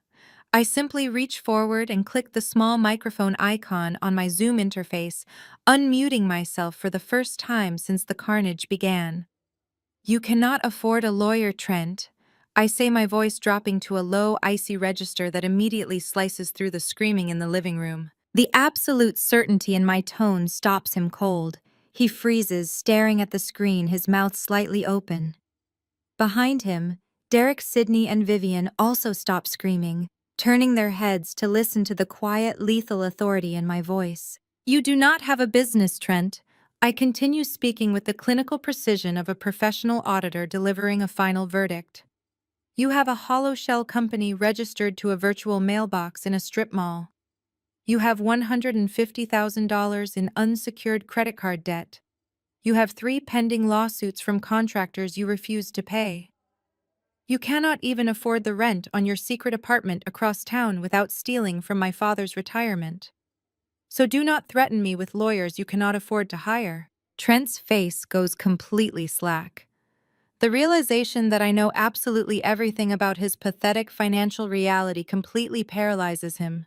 He has no leverage left, no lies left to spin. "And you should save your breath for the FBI," I add, leaning slightly closer to the camera. "I did not just hack your accounts, Trent. I legally accessed public financial records and subpoenaed court ledgers. The documents showing your fraudulent home equity loan, the one you manipulated my father into signing, while heavily misrepresenting the terms, constitutes federal wire fraud and elder financial exploitation. I packaged the deed, the ledger showing the hush money payments, and the falsified loan origination documents into a neat digital portfolio. I forwarded the entire file to the Federal Financial Crimes Division this morning. They already have it. They are already looking at it." Derek lets out a small, strangled gasp, leaning heavily against the wall for support. He realizes the magnitude of the legal nightmare his son-in-law has dragged him into. Vivian covers her mouth with her hands, her eyes wide with terror, realizing her extortion scheme is now in the hands of federal investigators. "Oh, and one more thing," I say, my voice devoid of any human empathy. "I called your travel agent this afternoon. I informed them that the first-class flights and the overwater bungalow for your luxury anniversary trip to the Maldives were booked using a fraudulent credit line that is currently in default. The travel agency immediately ran a fraud check. Your entire trip has been canceled, Trent. The tickets are void, the reservation is gone. You are not going to the Maldives. You are going to federal prison. Sydney lets out another piercing wail, burying her face in her hands. The final illusion of her black girl magic aesthetic is officially dead. The luxury vacation, the wealthy husband, the perfect suburban life. It was all a grotesque lie built on stolen money and betrayal.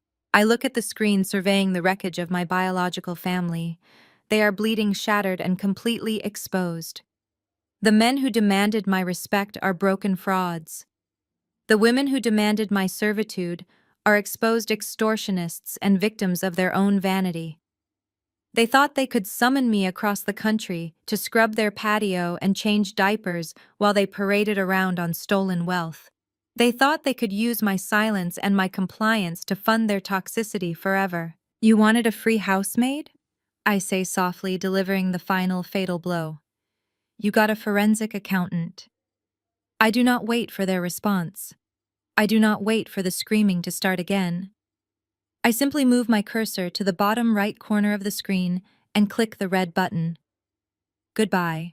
The Zoom meeting ends instantly, cutting off their visual feed and plunging my apartment back into absolute silence. The dark screen of my laptop reflects my own face. I am perfectly calm. My breathing is steady. My heart rate is normal. The execution is complete. 72 hours pass. The world does not end. In fact, my world becomes brilliantly, vividly clear. I am sitting in the glass-walled conference room of my Seattle firm on a Wednesday morning. I am wearing a tailored charcoal suit, finalizing the asset recovery phase of a $50 million corporate embezzlement case. My colleagues are discussing settlement terms, and I am nodding along, perfectly engaged, perfectly professional. My personal phone, the one my family has been blowing up for 3 days, is powered down and locked inside the bottom drawer of my desk at home. I have not looked at it once since I clicked end meeting on that Zoom call. Instead, I have a cheap prepaid burner phone resting silently in my blazer pocket. Before I went dark, I forwarded all incoming calls from my parents and my sister to this untraceable number, setting it to automatically route to voicemail. I do not want to speak to them, but as a forensic accountant, I know the value of preserving the digital record of a collapsing enterprise. When the corporate meeting concludes, I walk back to my private office and lock the door. I pull the cheap plastic phone from my pocket. The screen is flashing with a staggering number of notifications. 94 voicemails in 3 days. I sit in my ergonomic leather chair and press the speaker button, listening to the chronological destruction of my toxic family unfold in grainy audio recordings. The first few messages from Sunday night are just screaming. Unintelligible rage and panic as they tried to process the nuclear bomb I dropped on their living room. But by Monday morning, the reality of the federal investigation begins to set in. My father, Derek, leaves a message, his voice sounding ancient and broken. Alana, he rasps, the sound of sirens wailing somewhere in the background. The FBI raided Trent's office this morning. They took computers and file boxes. They came to the house and asked me about the home equity loan. I told them the truth, Alana. I told them I did not know he was stealing it. I filed for divorce today.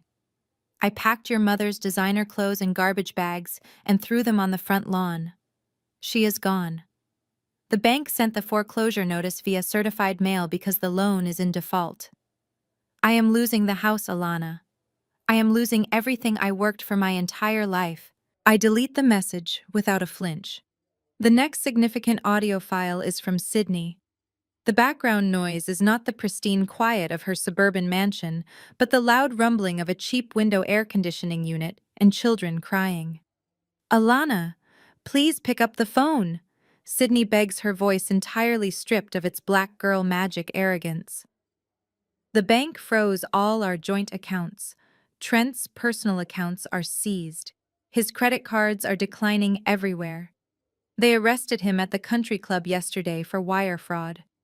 I had to pack the kids into the car and rent a room at a discount motel off the highway using the last bit of cash I had in my purse.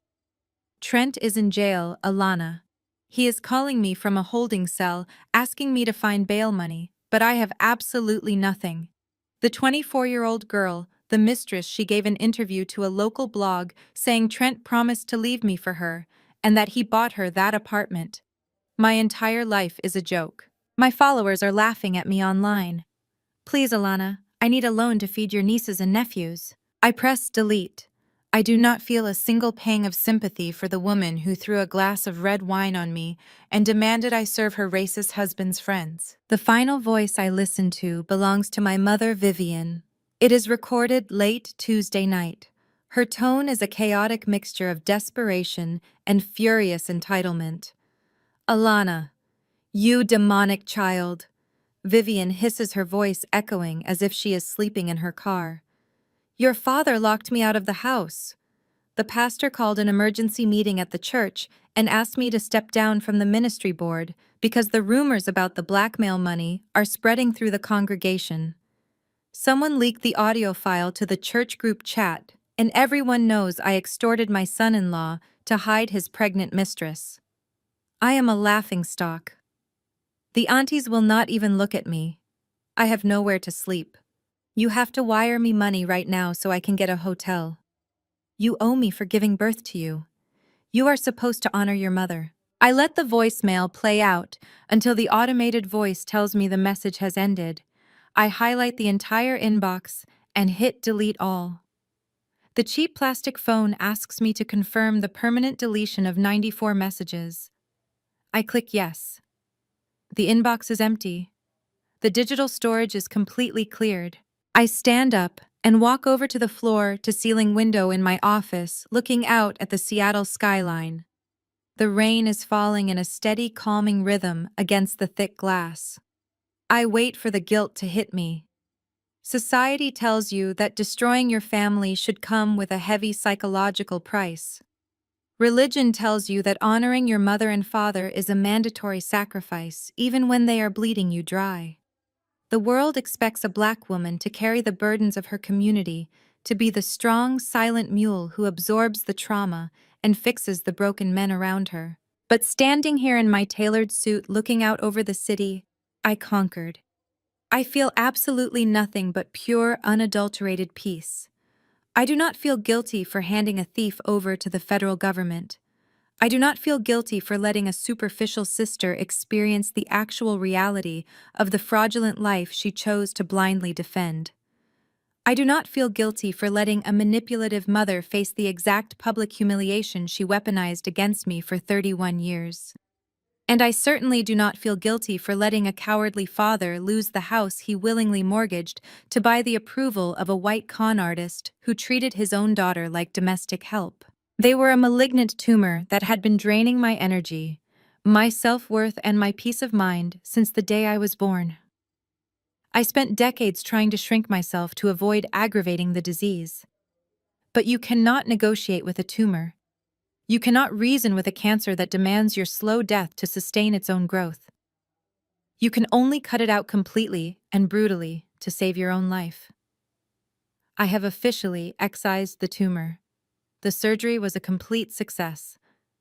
I take a deep breath of the crisp, recycled air of my corporate office. I feel lighter than I have in 31 years.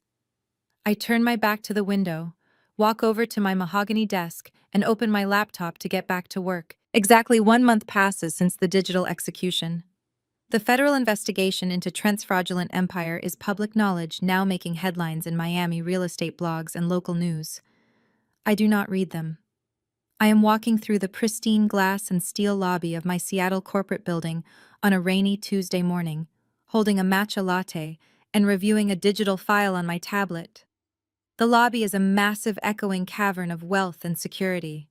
Professionals in tailored suits move purposefully past the front desk.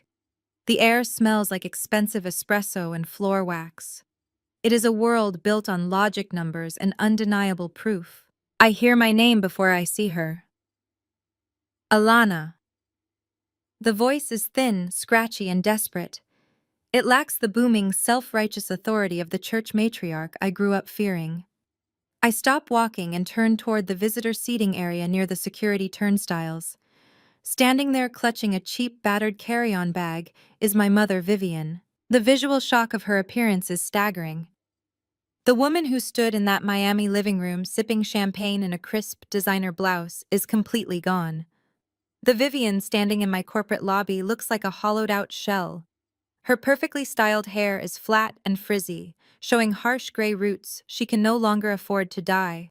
She is wearing a faded, oversized sweater and cheap leggings that cling loosely to her diminished frame. Her designer purse has been replaced by a plastic shopping bag, holding a neck pillow and a half-empty bottle of water. The heavy church lady glamour, the expensive perfumes, the arrogant posture, they have all been aggressively stripped away by the brutal reality of her consequences. She looks exactly like a woman who has spent the last 4 weeks sleeping on the couches of reluctant relatives who secretly despise her until they finally kicked her out too. She steps toward me, her hands shaking visibly. "Alana, please," she says, her voice cracking as she tries to close the distance between us. The security guard at the front desk immediately stands up, placing a hand on his radio, but I hold up a single finger signaling him to wait. I want to hear exactly what kind of desperate manipulation she has dragged all the way across the country. "I flew standby all night," she whispers, her eyes darting around the expensive corporate lobby, taking in the marble floors and the towering glass walls. "It took me 3 days to get here sleeping in rigid airport chairs. Your father completely locked me out of our bank accounts before the federal agents froze them. The pastor officially excommunicated me from the congregation. Sydney will not even look at me. She blames me for everything that happened with Trent and that 24-year-old girl. I have absolutely nowhere left to go, Alana. You are my only daughter left." I stand perfectly still, holding my tablet against my chest. I do not offer her a hug. I do not offer her a tissue. I simply look at her, absorbing the pathetic reality of a woman who destroyed her own family for $8,000 a month. "You flew 3,300 miles to tell me you are homeless," I ask, my voice echoing slightly in the vast lobby. "What exactly do you expect me to do with that information, Vivian?" She flinches violently at the use of her first name. Tears spill over her eyelashes, cutting wet tracks through the cheap foundation she hastily applied in an airport bathroom. "I am your mother," she sobs, taking another desperate step forward. Her voice begins to rise, echoing off the glass walls, attempting to use public embarrassment to force my hand. "You have this massive job, Alana. You have a beautiful apartment in the city. You cannot just leave me on the street to starve. I gave birth to you. I raised you. The Bible says, 'Honor thy mother,' Alana. It is a sin to turn your back on your own flesh and blood when they are suffering. God is watching how you treat me right now." It is the exact same playbook she used for 31 years. Weaponizing religion to demand absolute submission, using the biological fact of my birth as a lifelong debt collection agency. Expecting me to absorb her trauma and fix her mistakes simply because I am the successful Black daughter who is supposed to endure it all in silence to protect the family image. I look her up and down, taking in the pathetic, desperate image of a woman who traded her family for hush money and designer hats. The silence stretches between us, heavy and suffocating for her, but incredibly liberating for me. "You honored your greed over your husband, your daughter, and your own soul," I say, my voice slicing through her manufactured tears with absolute lethal precision. "You sold out Sydney's marriage to buy status at a church that just kicked you out. You let Derek sign away his retirement to a white con artist so you could extort hush money. You stood in that living room a month ago and called me a bitter failure while spending stolen money that was actively destroying your own family." She opens her mouth to protest, to formulate another lie, but I do not let her speak. "You are not my mother," I continue, my eyes locking onto hers with a cold, terrifying emptiness. "You are just a woman who lost her blackmail leverage. And now that the money has dried up and the fraud is exposed, you want to use the Bible to extort housing out of the daughter you treated like a free domestic servant. God might be watching, Vivian, but He is watching you reap the exact harvest you planted. I am not saving you from your own consequences." Her jaw drops. The reality of my absolute rejection hits her with the force of a physical blow. She realizes that the guilt trip has completely failed. The religious manipulation has zero effect. The public setting is not embarrassing me. It is only highlighting her own pathetic downfall. She lets out a loud, wailing sob, reaching out to grab the sleeve of my tailored suit. I do not even blink. I take one step back out of her reach and turn my head toward the security desk. Marcus, I call out, my voice projecting clearly across the lobby. This woman is trespassing and she is harassing employees. Please escort her off the premises immediately and flag her face in the building security system. If she returns, call the police. The tall, broad-shouldered security guard is out from behind the desk in seconds. He steps between me and Vivian, placing a firm professional hand on her shoulder. Mom, you need to leave the building right now, he says, his tone leaving absolutely no room for negotiation. Vivian screams my name as Marcus turns her toward the revolving glass doors. She fights against his grip, dragging her cheap carry-on bag across the polished marble floor. Alana, you cannot do this, she shrieks, her voice cracking with raw, visceral panic. I am your mother. I am your mother. I do not turn around. I do not watch her get pushed out into the cold Seattle rain. I simply turn on my heel, walk toward the secure elevator bank and scan my corporate badge. The glass doors slide open with a soft mechanical hiss. I step inside, press the button for the top floor, and watch the lobby disappear as the elevator shoots upward into the sky. I take a sip of my matcha latte. It is still perfectly warm. The rainy Seattle afternoon is perfectly quiet inside my office. The burner phone sitting in my desk drawer vibrates against the polished wood. It is an unknown prepaid number flashing on the cracked digital screen. I almost do not answer it, but the forensic accountant in me always likes to close out a ledger completely. I swipe the green button and bring the cheap plastic device to my ear without saying a word. Alana, is that you? The voice is small and brittle, and it sounds like it has been dragged over miles of broken glass. It is Sydney. The background noise coming through the speaker is not the soft classical music of her former suburban mansion or the clinking of crystal glasses at a wealthy country club. It is the unmistakable, harsh electronic beeping of a retail cash register and the dull, buzzing hum of mall conversations. Customers are arguing in the distance and a manager is shouting over a loudspeaker. Sydney tells me she is hiding in a supply closet on her 15-minute break. She says she is working at a discount clothing store in a rundown strip mall just to buy groceries for the kids. She sounds physically and spiritually exhausted. The confident, arrogant influencer who wore custom silk gowns and bragged about her curated aesthetic is completely gone. The reality of her consequences has crushed her carefully constructed digital facade into absolute dust. She tells me she had to sell her designer bags to a pawn shop just to keep the lights on in her tiny rented apartment. Trent is sitting in a federal holding facility, waiting for his trial on wire fraud charges, and the bank seized absolutely everything they owned. Then comes the inevitable pivot. Sydney starts crying softly into the receiver.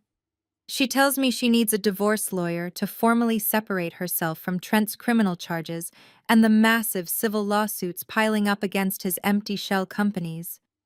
She says the public defender is not helping her, and she is terrified the federal government will come after her retail wages to pay back the victims. She asks me for a loan. Just $10,000. She begs, her voice cracking. She promises she will pay me back $10 a week if she has to. She calls me her big sister. She says she knows we had our differences in the past, but blood is blood, and we have to stick together when things get hard. I sit back in my heavy leather chair and look out at the gray clouds rolling over the Puget Sound. I let her finish her desperate, pathetic pitch. I do not feel the familiar tug of sisterly obligation. I do not feel the heavy church guilt that my mother spent 31 years trying to program into my brain. I just hear a woman who is finally experiencing the natural and unavoidable consequences of her own terrible choices. Sydney, I say, my voice perfectly calm and level. You are not a victim of circumstance. You are a victim of your own greed. You let a mediocre white man with maxed-out credit cards treat your own sister like an unpaid servant because his fake wealth bought your absolute silence. You stood in your foyer 2 years ago and watched him call me domestic help in front of his racist friends. You threw a glass of red wine on my chest and demanded I apologize to him for ruining your aesthetic moment. She sobs louder through the phone, telling me she was manipulated by him too. She claims she did not know the money was stolen from our father's retirement account. She says she thought Trent was a real estate genius and that she was just trying to build a beautiful, successful life for her children. She plays the ultimate victim card, claiming she was blinded by love and naive to his financial crimes. I cut her off immediately. Ignorance is not an excuse for cruelty, Sydney. You did not care where the money came from as long as it kept flowing into your bank account. You gladly stepped on my neck to elevate yourself. You used cultural buzzwords to mask the fact that you were entirely dependent on a fraud who actively disrespected Black women. You loved the illusion of wealth more than you loved your own sister. You loved the status and the country club dinners more than you loved the truth. You enabled his abuse because it was financially convenient for you. I am not your safety net anymore, Sydney, I continue, my words dropping like heavy stones into the digital connection. I am not the scapegoat you can use to absorb your trauma. I am not the bank you can rob when your scam falls apart. You wanted to be a luxury lifestyle influencer. Well, now you get to influence your own way out of a retail uniform and federal court hearings. You have to save yourself now because nobody is coming to rescue you. You wanted the benefits of his fake empire, so now you get to carry the weight of his real debts. She screams my name through the phone, begging me not to hang up. She tells me I am sentencing her to ruin. She says the family is completely broken, and it is all my fault for exposing the truth. I tell her she sentenced herself the day she decided my dignity was the price of her admission into a fake high society lifestyle. The family was always broken. Sydney, I say softly. I just finally turned on the lights so everyone could see the rot. I pull the phone away from my ear. I do not wait for her to stop crying. I do not wait for another desperate plea for cash. I tap the red button and end the call. The line goes dead and the room returns to absolute perfect silence. I open the back panel of the cheap prepaid phone and pull out the battery. I slide the small plastic SIM card out of its tray. It sits in the palm of my hand, representing the very last tether to a life of servitude and disrespect. I snap the card cleanly in half with my fingers, feeling the plastic break under the pressure. I toss the broken pieces and the burner phone into the metal trash can under my desk. The last physical tie to the toxic ecosystem of my biological family is officially severed. They can never reach me again. They cannot call, they cannot text, they cannot demand my time or my money or my peace of mind. The ghost they created out of me has finally vanished for good. I sit in the quiet peace of my office, breathing in the clean air, and turn back to my computer screen to finish my work.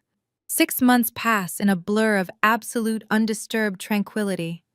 The silence that follows the eradication of my biological family is not lonely. It is the rich, fertile silence of a cleared forest floor ready for new growth. In late October, I walk into the executive boardroom of my Seattle firm, and I do not leave as a senior accountant.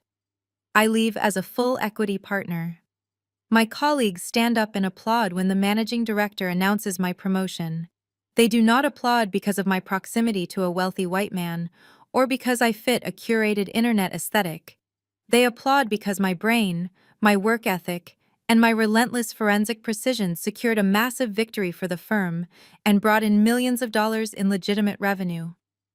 The promotion comes with a compensation package that changes the trajectory of my entire life. I do not buy a flashy leased sports car or a custom silk gown to impress people who secretly hate me. Instead, I close on a stunning mid-century modern home perched directly on the edge of the Puget Sound. The property features massive floor-to-ceiling glass walls that wrap around the back of the house, offering an unobstructed panoramic view of the dark, rolling water and the distant snow-capped Olympic Mountains. The deed is in my name alone. There are no shell companies and no fraudulent co-signers. It is a fortress of my own making, built entirely on the foundation of my own undeniable merit. Tonight, I am hosting a dinner party to celebrate the new house and the partnership. The contrast between this evening and that humiliating Thanksgiving in Miami 2 years ago is incredibly sharp. I am not standing in a sweltering kitchen wearing a stained apron. I am not basting a turkey while my mother snaps her fingers at me and demands that I hurry up. Instead, I am wearing a beautiful dark green cashmere sweater that perfectly complements my deep brown skin. I am holding a crystal glass of expensive Cabernet, not carrying a heavy tray of water glasses for racist country club friends who view me as domestic help. My kitchen is filled with the warm sound of genuine laughter and the smell of roasted garlic and fresh herbs. I hired a private executive chef and a small catering staff for the evening because I refuse to ever be treated like unpaid labor again. The people gathered in my home are my chosen family. They are senior partners who mentored me through the grueling ranks of corporate finance. They are close friends who sat with me during the early days when I lived in a microscopic studio apartment, eating instant noodles and studying for my certification exams. They are intelligent, driven, successful Black women who do not need to fake their magic for social media likes because their magic is rooted in actual substance and reality. They celebrate my promotions, they value my intellect, and they treat my presence as a gift rather than a lifelong obligation. We sit around the large dining table sharing stories and toasting to new beginnings. Nobody mentions duty or sacrifice. Nobody demands obedience or threatens my peace of mind. There is only mutual respect and authentic, unwavering support. As the dinner winds down and my friends move into the living room to share a second bottle of wine, I excuse myself and step out onto the expansive wooden balcony. The late autumn Seattle air is crisp and biting against my skin, but it feels incredibly grounding. The dark water of the Puget Sound crashes rhythmically against the rocky shoreline far below. I lean against the thick glass railing, taking a slow, deep breath of the salty, pine-scented air. I take a sip of my Cabernet, letting the complex flavors settle on my tongue. My phone, the only phone I own now, vibrates softly in the pocket of my slacks. I pull it out and look at the glowing screen. It is a custom news alert I set up months ago using the federal court docket tracking system. The notification banner flashes across the glass with clinical legal precision. The headline is clear and completely devoid of emotion. Trent has officially been sentenced to 5 years in federal prison for multiple counts of wire fraud and elder financial exploitation. The federal judge firmly denied his legal team's request for a reduced sentence or house arrest and ordered him to surrender to a federal penitentiary facility by the end of next week. There is no bailout for the white savior. His fake empire is reduced to an orange jumpsuit and a concrete cell. A second alert pops up immediately below it, pulling data directly from the Miami-Dade County Property Appraiser database. The suburban house belonging to Derek and Vivian, the house they proudly mortgaged to buy hush money and fake status, has officially been sold at a public foreclosure auction to a corporate real estate conglomerate. They have completely lost the property, their equity, and their entire generational legacy. They are officially homeless and penniless, left with nothing but the ruins of the lies they chose to protect. The karma is absolute and mathematically flawless. The universe balanced the ledger with brutal perfection, returning every single ounce of their cruelty right back to their own front door. I read the headlines one more time, feeling the last microscopic ghost of my past evaporate into the cold night air. There is no anger left inside me. There is no lingering resentment or desire for revenge. The execution is finished, and the books are permanently closed. I smile a genuine warm smile that reaches all the way to my eyes. I lock my phone, slide it back into my pocket, and take one last look at the dark, beautiful water stretching out into the horizon.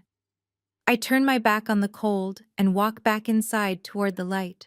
The laughter and the warmth of my real family fade to black. The most powerful lesson from this story is that biological loyalty should never be a blank check for abuse. Society often conditions us to believe that family is everything, But sharing DNA does not excuse exploitation, manipulation, or blatant cruelty. True empowerment arrives the exact moment you stop trying to prove your worth to toxic people who are committed to misunderstanding you. By walking away and building her own empire, Alana proved that setting unbreakable boundaries isn't an act of betrayal, it is absolute survival. Your peace of mind is your most valuable asset, and you owe nothing to those who only value your servitude. Have you ever had to cut ties with toxic family members to protect your own peace? Share your story in the comments below, and don't forget to like and subscribe for more empowering content.